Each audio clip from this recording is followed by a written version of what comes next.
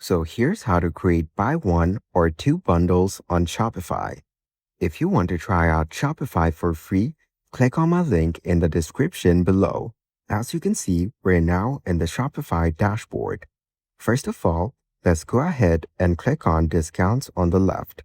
After that, click on Create Discount. Here select Buy X, Get Y. On this page, you need to set up a discount code. So type in the discount code that you want. You can also select automatic discount if you want.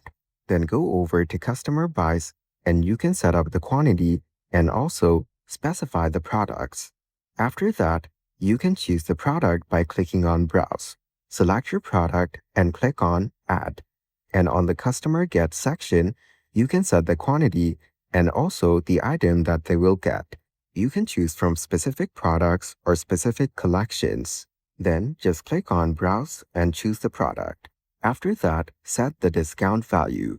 Then choose which customers are eligible for the discount. After that, choose the maximum discount uses. Then if you want to set combinations, you can do that as well. Lastly, set the active dates for this offer. Here, you can set the start date and end date. Once done, click on Save Discount on the bottom right. As you can see, the discount is now created.